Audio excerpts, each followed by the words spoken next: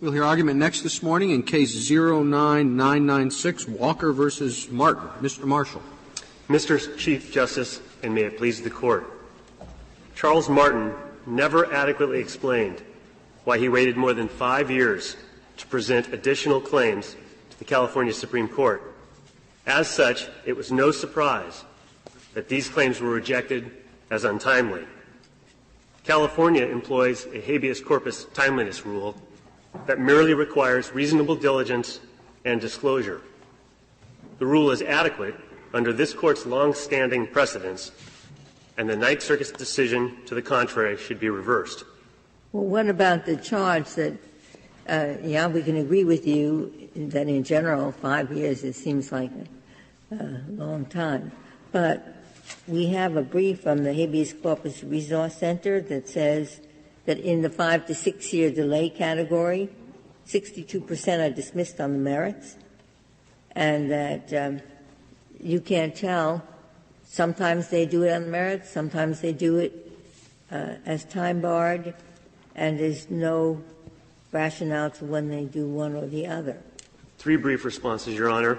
First is that to measure summary denials, can't tell from a summary denial ruling what the Court was thinking about the time of delay. The second point is that delay in California is only half the equation. In California, there is the substantial delay, and then there's also the justification portion. So persons who operate under substantial delay still have an opportunity to justify that delay and gain the desired review. Would they have to justify the delay? First, I thought there was something about, if the time question is more difficult and the merits are easy, there's no merit, so we just decide this. California's policy is to take a first look at a habeas petition and determine whether it has a prima facie case or whether procedural bars are apparent. The court that's denying a case on the merits isn't necessarily saying the matter was timely. And courts should be permitted to reach whatever is the most judicially efficient method of resolving such a question without it being held against them. So basically, you're taking the position, or you're conceding, that the California courts are not consistent in their application of the timeliness rule? No. Your brief doesn't even try to defend that position. Are you conceding that there is inconsistent application of the rule? No, Your Honor. The point that we're making is that when you look at a rule, whether you apply it or not, or whether you impose it or not, doesn't mean you're not applying the rule. For example, when trial courts review matters under the Fourth Amendment, a decision not to exclude the evidence doesn't mean they didn't apply the Fourth Amendment. In this case, if the trial court or if the reviewing court looks at the length of delay, and then they may look at the justification to determine that the delay was justified.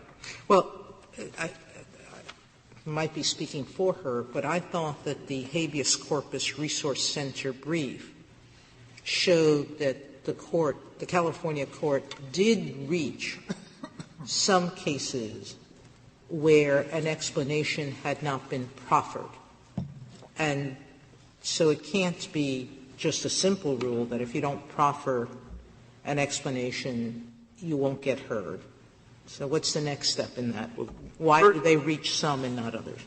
The California Supreme Court, if a case is patently meritless, and perhaps the procedural question of timeliness is more complex. How could it be complex when there's no justification offered? The question of how long it was. Well, they pointed to a certain number of cases that were 5 years or above in delay, where no justification was offered, and in some they reached the merits, and in others they apply the procedural bar. So how is that consistent? Well, the State court has discretion to determine on procedural grounds or on the merits. Is there some federal rule that says you have to apply a procedural ground before you decide the merits? There is not. So it's up to California which of the two it wants to use. That's correct. And if it just says denied, then the presumption is it's denied on the merits. Is that it? That's correct. A lack of a prima facie case. And if it's going to be denied on time bar grounds, there has to be something to indicate that it's for that reason. Otherwise, we assume it's on the merits. That's correct. Typically, the citation is to Clark and Robbins, just as it was in this case. So how do we know that the California court just thinks that the Federal question is too hard and it doesn't want to reach it? Maybe meritorious. How do we know they're not applying the decision to reach the merits on an arbitrary and capricious basis, or one that seeks to avoid hard Federal questions? First is, this Court has never taken a position when measuring adequacy of assuming that the rule is inadequate. The starting position that this Court has always taken when looking at the adequacy of a State rule is to look for evidence to see that if it can be shown to be inadequate. And I posit that there's no evidence in this case that's been presented to show that the State court is using their rules as a pretext of any kind. Is it arbitrary and capricious for a court to take the ground of least resistance, to decide the case on the easiest issue that's presented? Is that arbitrary and capricious? I posit that it's not. This Court endorsed in Lambrix that it's all right for courts to address procedural default after Teague if that's a more judicially efficient method of handling the matter. Strickland cases permit addressing either prong, whichever is easier under the circumstances. And so the State courts ought to be permitted to address habeas corpuses on whatever the easiest, most judicially efficient basis is without being forced to answer a timeliness question if a case is patently meritless. And that there should be no finding of inconsistency about that. And more importantly, summary denials, as we're discussing here, don't afford any notice to litigants of what the State's procedures are or what they're thinking, because you have to guess. You have to guess at how long the delay was. You have to guess at whether there was any justification offered. So summary denials do not assist the inquiry. And this Court has never endorsed using summary denials in its adequacy measure. This Court has always looked to published State cases that explicate the rule.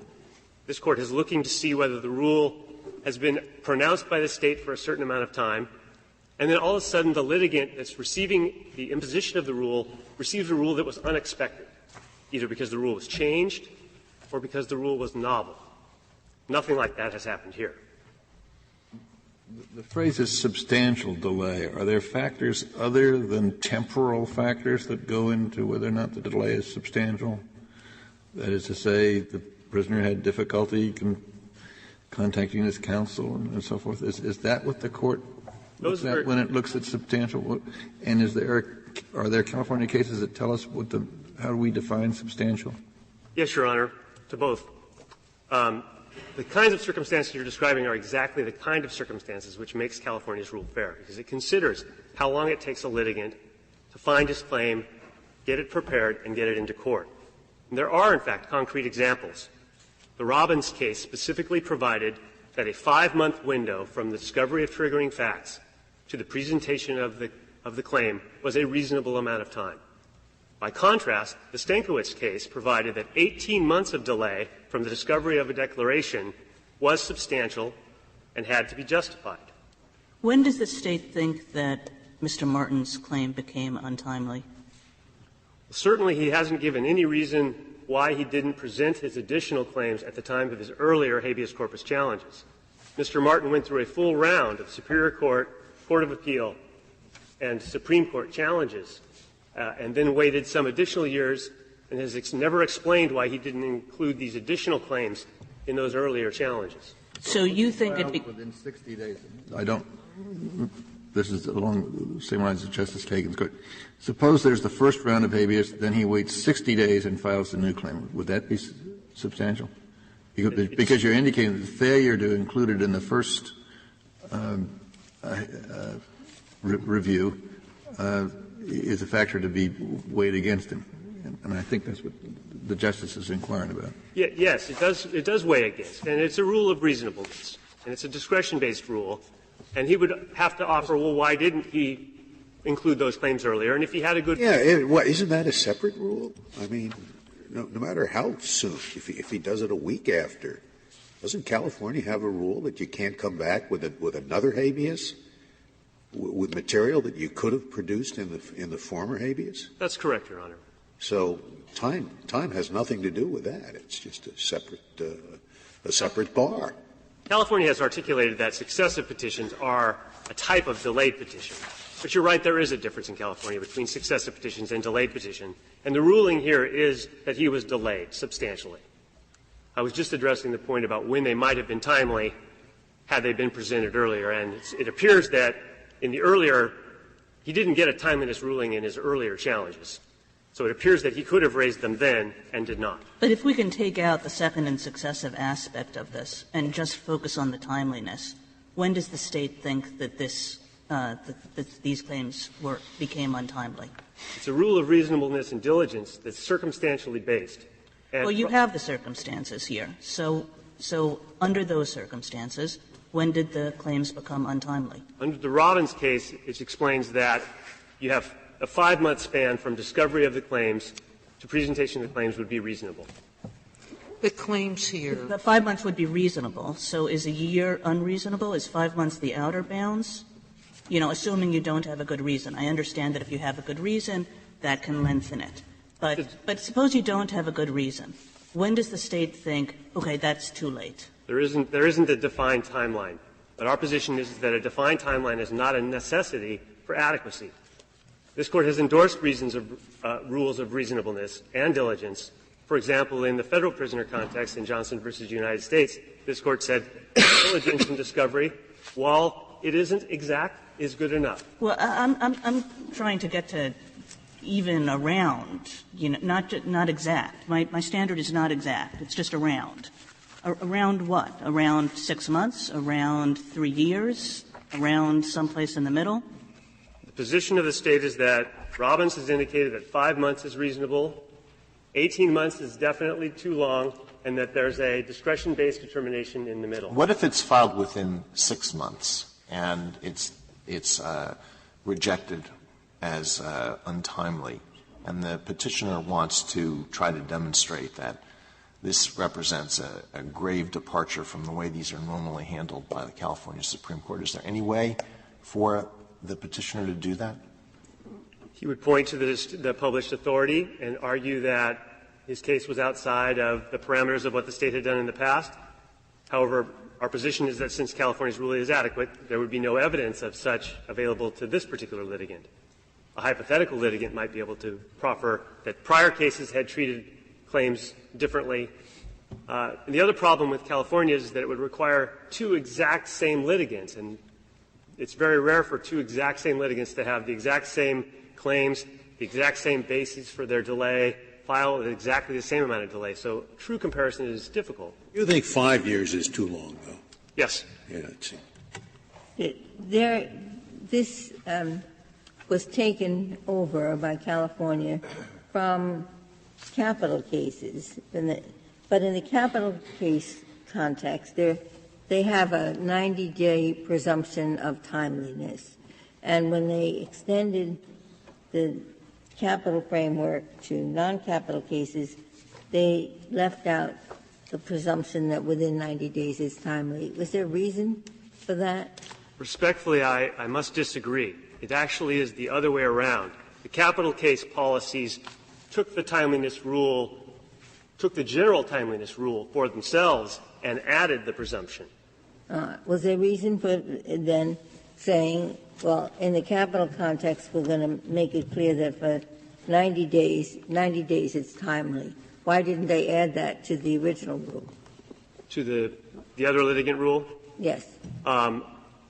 They, I think, felt that the rule was adequate the way it was, that a circumstantially based rule, a reasonableness-based rule, was sufficient to guide the conduct of litigants to tell them what they needed to do to present their case. Well, why would it be different in the capital context? What was the reason for adding the 90 days there? Capital cases are significantly more complex. The punishments are more significant, and so additional scrutiny might be warranted in those contexts. I'm a little bit confused by your response to Justice Scalia. I thought from your brief that you were positing that there was no claim of inconsistent application of a rule that could ever survive. Let's assume, for the sake of argument, the following hypothetical, and probably not far off the mark. litigants who don't know the law, who claim they're not educated in it, say that they have just learned about a new California case that gives them a ground to challenge their prior sentence. And the litigants learn about the case anywhere between 3 and 6 months of the issuance of the case by the Supreme Court. A dozen litigants apply for this discretionary review, and half of them are granted review and half are not. Half of them get a correction of the sentence and half of them don't. There is no difference between them that's discernible. They each just claim ignorance. Is that a case where someone would be out of luck, and why, for a claim of inconsistent application?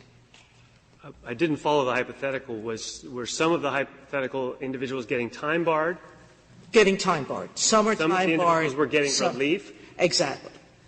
And is there yet a third set of people who are getting? No, all of them are within that small framework of 3 to 6 months from the time the Supreme Court decision was issued. They all claim they just learned of it and filed immediately, and some are getting relief and some are not. Is that an inconsistent application that would be cognizable under your view of the rule as it should be? That sounds inconsistent to me, Your Honor. However, it does. Such a thing would not occur in California. I'm sorry, what? Such a thing would not occur in California. Well, meritorious. That's the issue, which is what rule do you want us to impose and how does that rule capture that case? There's a specific exception for timeliness in California to preclude fundamental miscarriages of justice. And anybody that had a meritorious United You're not States answering my question. I misunderstood that. Well, wait, no. Why do you concede that it would be bad? Can't the state, if it wishes, give grace to people who did apply late, but because the case is so meritorious, or for any other reason? The issue is whether those people who filed 5 years later and knew that it was very late, whether they're entitled to have their cases heard, not whether the state allows somebody who filed 6 years earlier to have it heard. How does that do any injustice to the person who knew that 5 years was, you're likely to be denied? I absolutely agree, Your Honor. The basis for my earlier comments was I believe the hypothetical was 3 to 6 months, which was a much shorter period of time. I don't see why the state has to be consistent in it. If as a matter of grace, it can allow some people, so long as the people who are denied had every reason to believe that they were coming in too late, and 5 years is coming in too late. Just as occurred in this case, I absolutely agree, Your Honor. But it doesn't answer why inconsistent application among similarly situated individuals should not provide an avenue of relief. This Court has never 5 years is different. I'm talking about treatment of similarly situated individuals differently. First, this Court has only looked at the treatment of this individual, not disparate treatment of prior individuals. The rulings of this Court — I don't disagree with you. So the question I have for your adversary is whether or not he can point to any case where a litigant who proffered and something that was evident on the trial record and on the appellate record was ever granted a merits review after 5 years, because I don't see them offering any case that shows that. And I think that may be your argument. Yes, exactly. Well, I don't understand your answer then. You have — let me just adapt what Justice Sotomayor said. You have cases, the Supreme Court cases decided, and then you have 10 habeas petitioners in California who file on exactly the same day. And 5 of them, if you were to get to the merits of their claim under this new decision of this Court, 5 of them would be entitled to relief, 5 of them would not be entitled to relief on the merits. And the California Supreme Court holds that the 5 who would be entitled to relief are procedurally barred, and the 5 who are not entitled to relief on the merits are not, and their rejected on the merits. Now, would that be an adequate state ground? Well, I'm not sure. It doesn't happen in California that way.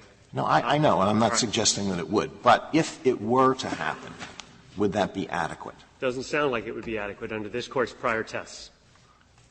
So fair notice is not the only requirement. This Court has also required legitimate state interests, and this Court has used the legitimate state interest context, like, for example, in Smith v. Texas, where this Court has declared a particular kind of violation was a constitutional violation, and the Court exercised its discretion not to reach the violation. This Court found that the State had no legitimate state interest in such a ruling.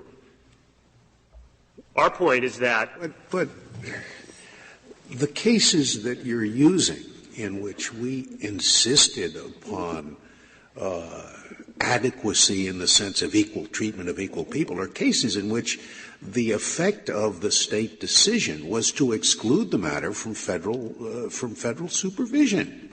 The matter could not come before the Federal courts. Yes, this is something quite different. This is applying a time limit.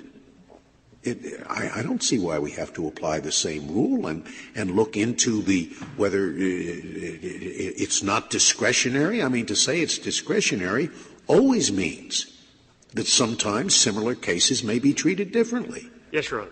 Exactly. So I don't know why you concede that we take an adequacy rule that's used for one purpose and should apply it to a totally different situation. It was the meritorious nature of the claims. And in California, meritorious claims don't receive the time bar because there's exceptions that take those into consideration. But none of this is a device as is used in the cases that you're referring to that go into adequacy, a device to exclude the Federal courts from the case. That's not what's going on here, is it? That's correct.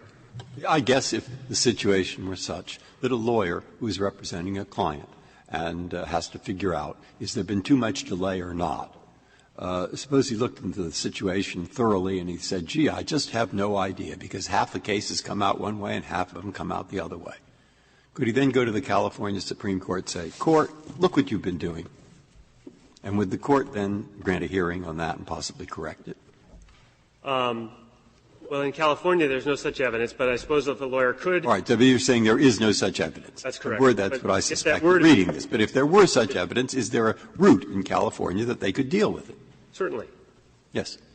But that's not a question of adequacy, is it? It's a question of notice. That's correct, Your Honor. Well, adequacy of notice, because no notice might be an inadequate notice. That's correct. And if it's absolutely divided, 50-50, you have no notice. You don't know what will happen. And it isn't a rule to say, this is our rule, you don't know what will happen. Within an area of discretion, like, for example, the finding of whether a piece of evidence was hearsay, if the Court down the hall finds the evidence should be excluded and the Court in the next room says it should be admissible, that isn't necessarily an abuse. I agree with you. We are in hypothetical never, never land so far.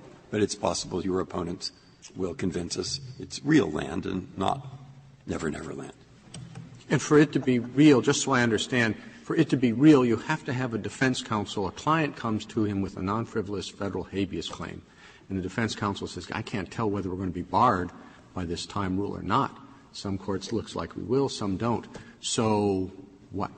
Of course he's going to file the Federal habeas and see if it's determined to be adequate or inadequate, correct? California's rule is perfectly suited to such a scenario. All that litigant has to do is explain why they didn't bring the claim sooner, either from late discovery or some other impediment, and the substantial delay can be justified with exactly those sorts of circumstances.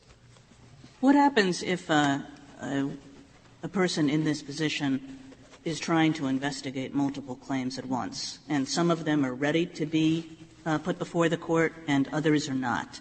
How does he know, look, I really better get in there right now and put whatever I have before the Court, or, look, I have a little bit more time in order to investigate some of my claims further? How does he make that determination? The Gallego case specifically speaks to that exact circumstance and provides that if you have a good faith basis in investigating further triggering facts, you may withhold the claims that you've already presented or prepared to prevent piecemeal presentation. And that's a perfectly acceptable explanation in California.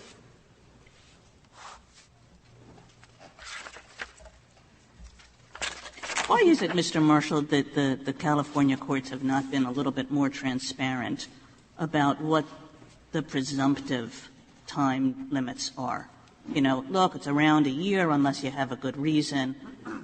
You know, at least we're taking 3 years off the table. I mean, why don't we have decisions like that from the California courts that would help folks here? Well, other than the Robbins decision, which speaks of 5 months as being reasonable, the Court has tried to maintain a discretion-based, circumstantially driven analysis in which they take different litigants into consideration. One litigant may be in a maximum security prison and only gets to go to the library once a month. Another litigant may be in a minimum security prison. He can go to the library every day. Those two litigants are going to be different and should be treated differently. And if I might reserve the remainder of my time. Thank you, counsel.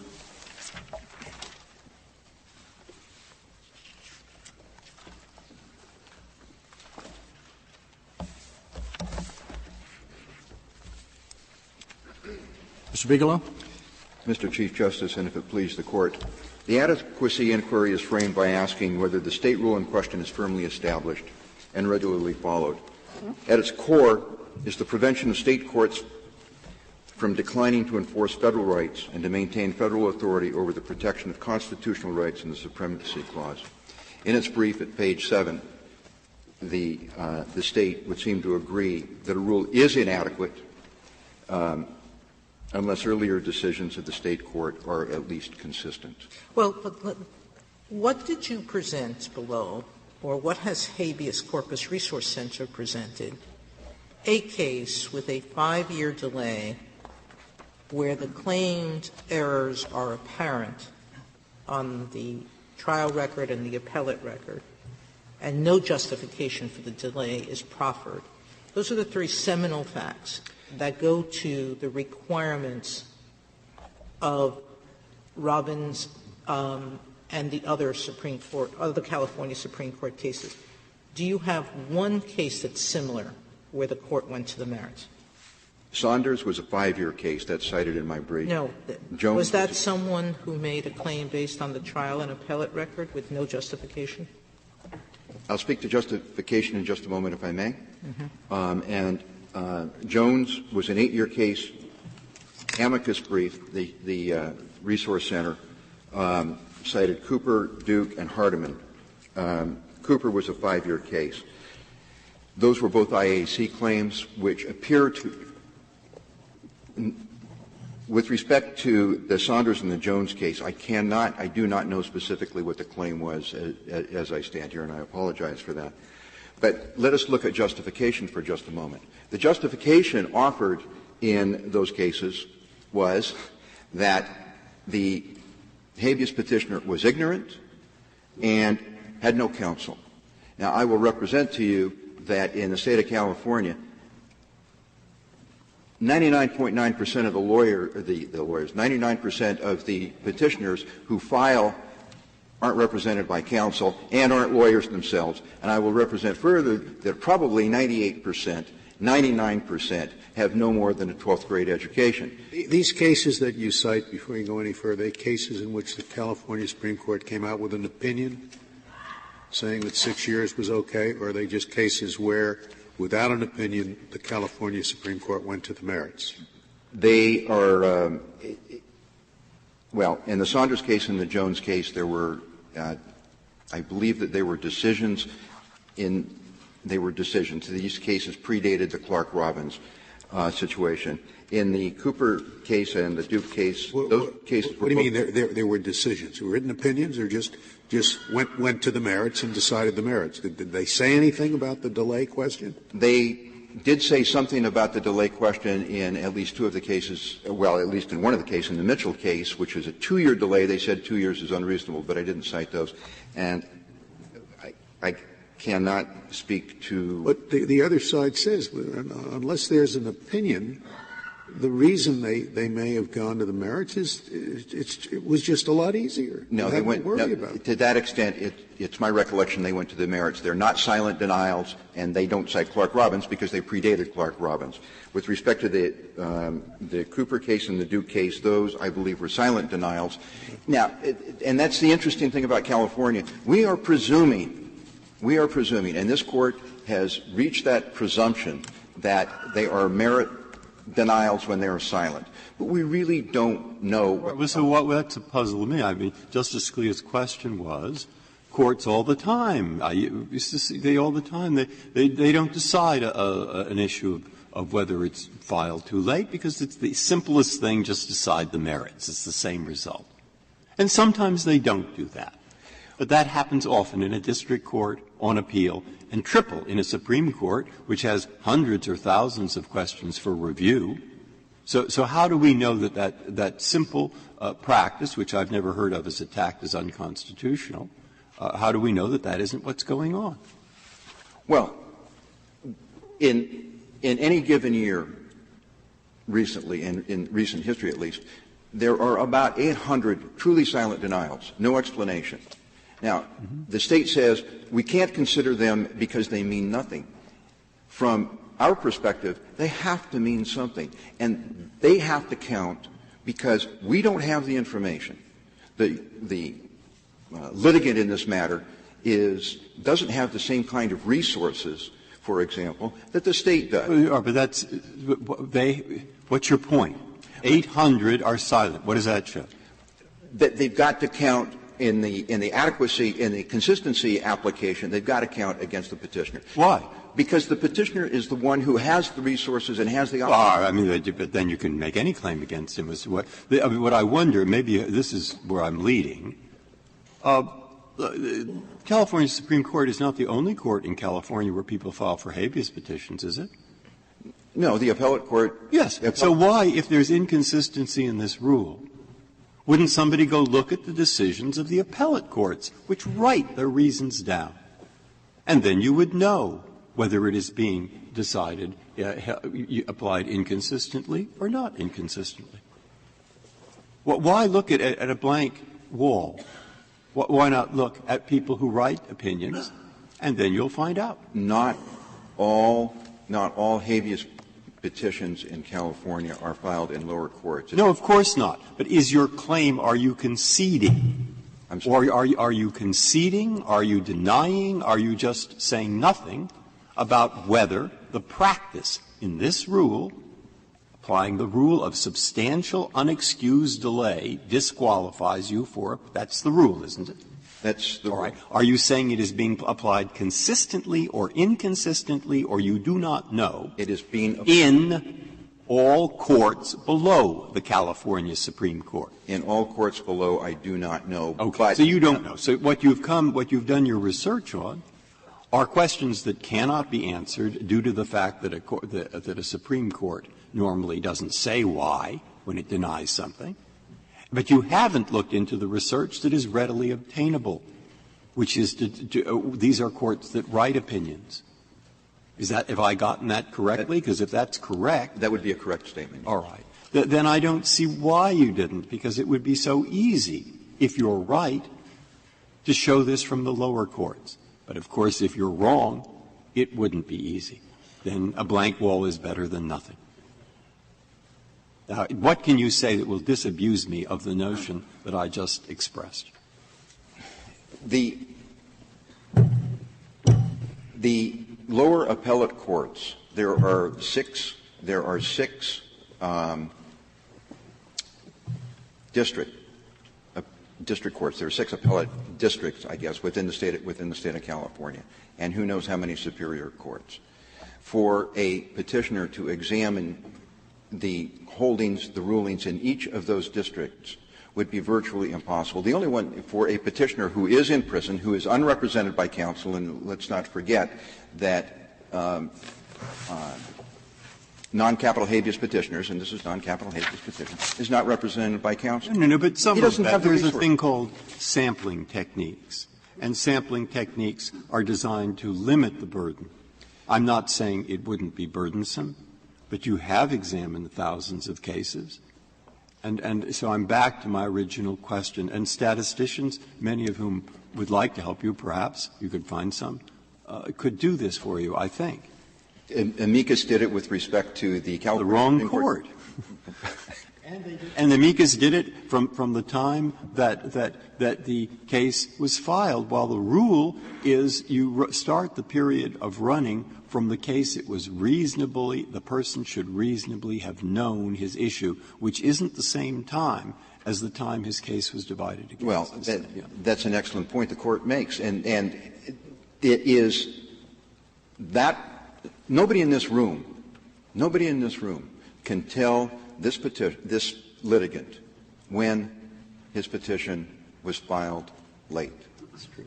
And well, so but everybody in this room can tell him that he is obligated to file the petition as promptly as the circumstances allow. He has complete notice of that.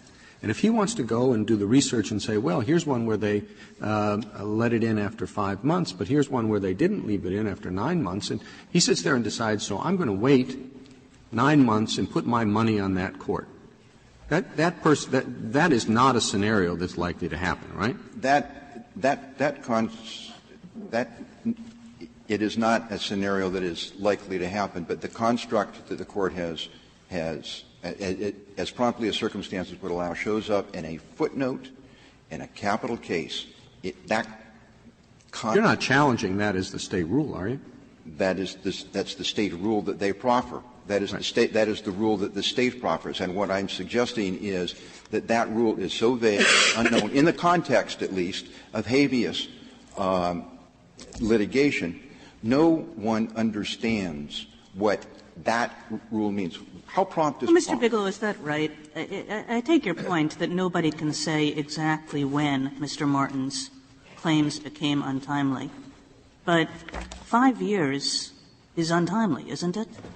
5 years is not untimely if there's a very good reason, but 5 years without an explanation why is that a hard question? Even with an explanation, 5 years is not beyond the pale of cases that have been previously decided and with respect to similarly situated litigants.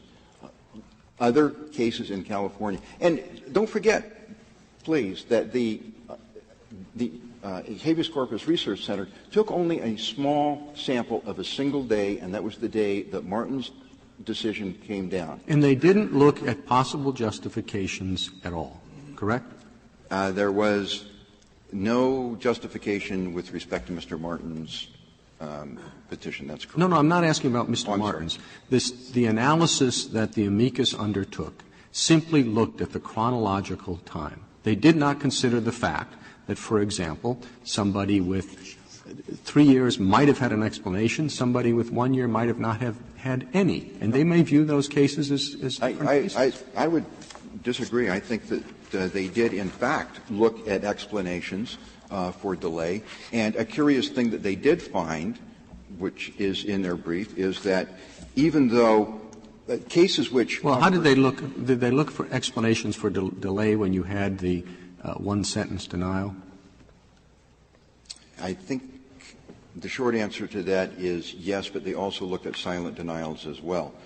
So they found that where there was no explanation for delay, more of those cases were decided actually on the merits than cases that did offer a delay. So there's a gross inconsistency between the need for justification of delay. How much range are you willing to give the State? Do they have 3 months range? I mean, if you come in and say, well, here they were filed in 9 months and they were allowed, and here they were filed in 6 months and they weren't allowed, is that a problem under our consistency requirement? It wouldn't be a problem. That would be a discretionary rule if there were guidelines. If there were guidelines, no, it says it says as promptly as the circumstances allow, and they go back and say there's a 3-month range.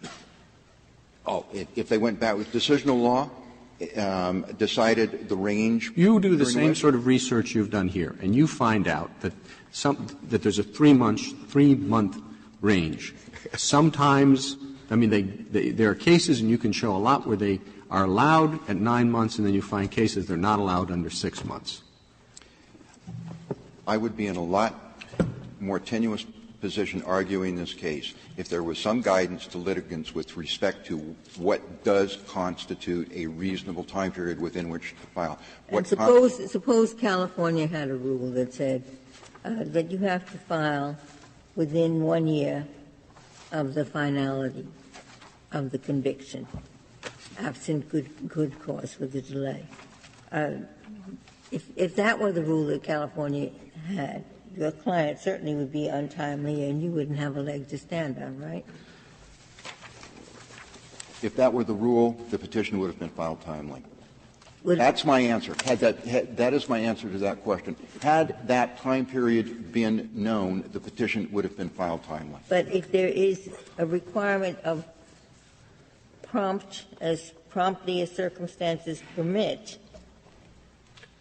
wouldn't a person know that 5 years is not as prompt as circumstances permitted? My answer is no, because in California there are no guidelines. That came in the Clark decision, which was 1993, and nothing has been decided in the State of California to define, to clarify, to narrow what constitutes promptly. What constitutes prompt? Why was this petition not filed for 5 years? I'm sorry? Why was this petition not filed for 5 years? The record does not speak to that point specifically. But didn't this come about because it was returned? No, I'm thinking of another case. He didn't make any claim that he was diligent. I'm sorry? He didn't make any claim that he was diligent in filing it 5 years late. There were no claims made excusing the filing at that time period. Let's assume that California had just adopted this rule, that habeas petitions have to be filed as promptly as circumstances permit. They've just brand new adopted it.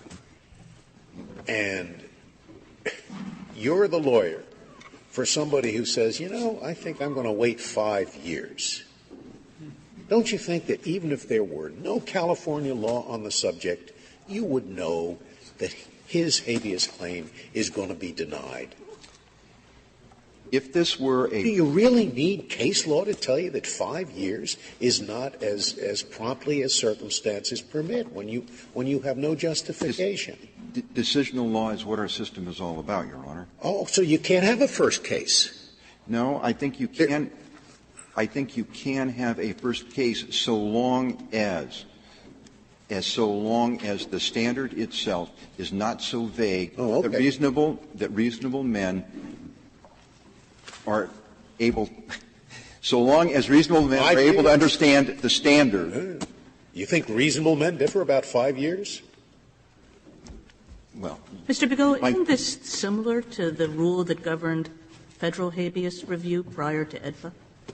Similar kind of delay standard, whatever delay means? No, if I recall, the standard was prejudicial delay, if I recall correctly. And prejudicial delay, if I'm correct, is a quantifiable standard. It is a standard that has, over the years, come to be understood. There was a shared expectations with what prejudice encompassed. And so, yes, it's similar, but it's not exact. It's not the standard in California. If I may, California clearly understands that case law can offer guidance to litigants. In Ray Harris, a case cited by both of us, by both parties, the State of California was concerned about the Waltrius rule, which is another procedural bar. And it went on to it acknowledged that it wasn't clear at that time, and it went on to explain what the Waltrius rule was all about and why it was needed. In another case more recently, the State of California, a case not cited, the Kelly case, it's a 2006 case. The California Supreme Court directed its lower courts, over which it supervises, to provide greater detail in their analysis of Wendy briefs, which is the State's alternative to the Anders brief, in order to provide guidance to litigants, to provide guidance to justices, and to provide guidance to the federal courts who may be called upon to determine procedural bars. Now, I understand that you'd have a much stronger case if you were dealing with a judge-made rule about timeliness. If the courts, on their own authority, said, look, we're not going to look at things that are filed 4 years late because that prejudices the State, it prejudices us, et cetera. But here you have something different. You have a rule, right? An established rule, promptly as the circumstances allow. Judge-made. Judge-made, but it's been around for a long time. This isn't a new rule that's just coming in. So a rule in a footnote in a capital case. Well, let me get back. I tried to, when you made that point earlier, I wanted to follow up on it. Your claim is not that you don't know or defendants in California don't know that the rule is as promptly as the circumstances allow, do you? No. No. I thought you had fair notice of that rule. Yes. Okay. Just not the parameters of the rule. Mm-hmm. And the parameters of the rule, the guidelines which guide judges, which guide litigants, is just simply not there in California, either with respect to that rule, with respect to substantial delay. Is it your argument that the California timeliness rule is never an adequate rule, never can proceed, never can bar consideration of a federal claim?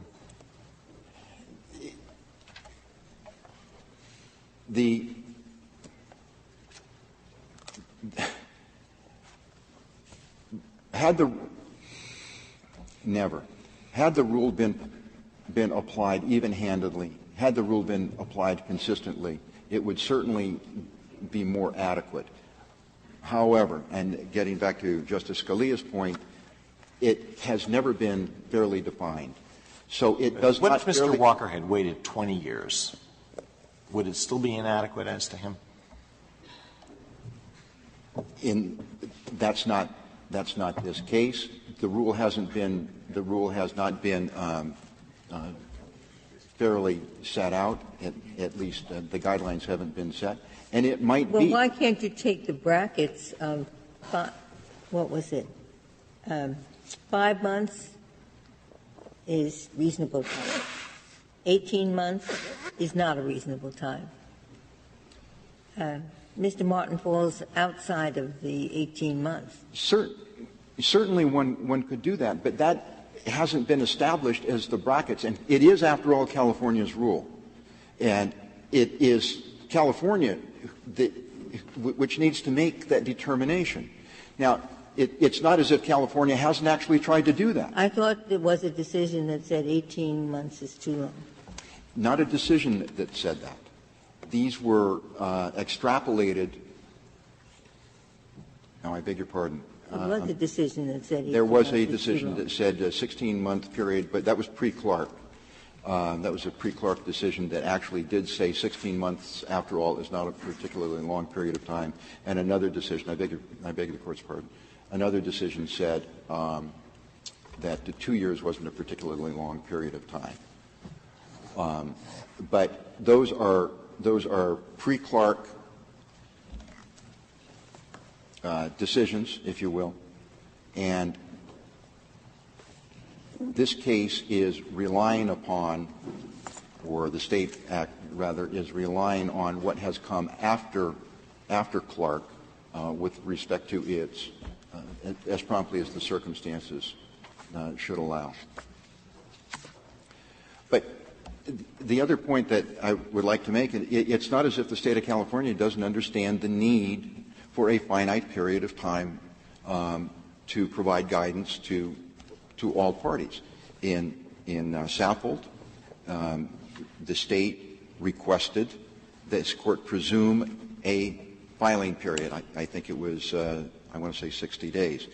More recently in Chavez, a filing period was requested to be presumed, again, by the State. And both occasions, this Court declined because it isn't this Court's prerogative to set rules for the State. What this Court did do is it certified the question to the State of California, or they asked the Ninth Circuit at least to certify the question to the State of California. Ninth Circuit did exactly as this Court asked it to do, and certified the question, and the State of California said, we're not going to tell you what a timeliness period is. Now, that does not help pro se litigants with minimal education, without benefit of counsel, who are the vast majority of habeas petitioners in the State of California. How many, I mean, they're how many of these petitions are filed each year in the California Supreme Court? Approximately 2,500, give or take. Approximately what? Approximately 2,500, based on a LexisNexis kind of search. With that many petitions, is there any possibility that a multi-factor test such as the one that California is applying could be applied with any degree of regularity, unless there's some sort of secret internal guidelines that are being applied by the California Supreme Court? That's the problem. That's the problem. The test that is applied without guidelines, without any kind of guidelines, judicial discretion is informed discretion. It is not discretion. It's judgment pursuant to known guidelines. It is not a judgment issued pursuant to inclination. And the concern is that with this kind of amorphous standard, inconsistent and arbitrary application is impossible to apply. It's like having rules. When you have rules and say 60 days or 90 days, you find impossible cases that you should have heard because it was the 91st day or it was the 92nd day. Or then you give the people equitable discretion to depart from it, and pretty soon you get litigation over that. I mean, there's no perfect system. Discretion to depart from a rule that has been violated is one thing. Here, there is no quantifiable or known parameters within which. So is the solution for California to say, if you delay more than a year from when you should have known, you're barred, except we'll excuse it for any number of reasons? Certainly. And that would be a regularly and consistently applied rule in your mind? Well, that would be enough? It wouldn't necessarily be consistently applied until we're down the road and we learn how consistently it has in fact been applied, but certainly it would be an appropriate rule. You better be careful about what you wish for, because I am not sure that the kind of system that's being proposed is going to be better for habeas applicants than the one that California now has. We really don't know that, do we? If we collectively screamed and yelled when AEDPA passed with its one-year statute of limitations, we've learned to live with it, and we meet the deadlines because we know what the deadlines are. And pro se litigants who don't know deadlines generally are going to live with knowing that what? They've got a better chance of meeting deadlines if they know what those deadlines are. And there's nothing to take there is nothing to take the flexibility from California Supreme Court if there is a deadline. Well, what about this? That's why I go back to the lower courts. If there really is a problem here, why wouldn't the bar look into how well this practice is working in the lower courts and find out, well, what is the practice? How do they use it? Do we want more flexibility? Do we want more definite rules? I agree that you put your finger on a problem, an important problem. I'm not at all certain that the one system is better or required or compulsory. The red light's going to go on in about a minute. Let me answer it this way. The most powerful court, probably in the world, requested clarification of the rule and didn't get it. I don't know who else is going to. Unless there are other questions. Thank you, counsel. Mr. Marshall, you have 4 minutes remaining.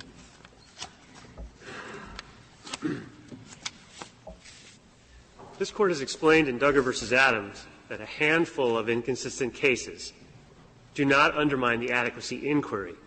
And unless the inconsistency becomes so profound that it undermines fair notice, it should not matter that there are some different rulings that can be shown. There's no reason to think that a rule that has a bright deadline and then takes into considerations after the deadline is somehow preferable to a rule that takes into considerations discretionary circumstances in the first instance. And unless there are any further questions. Thank you, counsel. The case is submitted. The Honorable Court is now adjourned until tomorrow at 10 o'clock.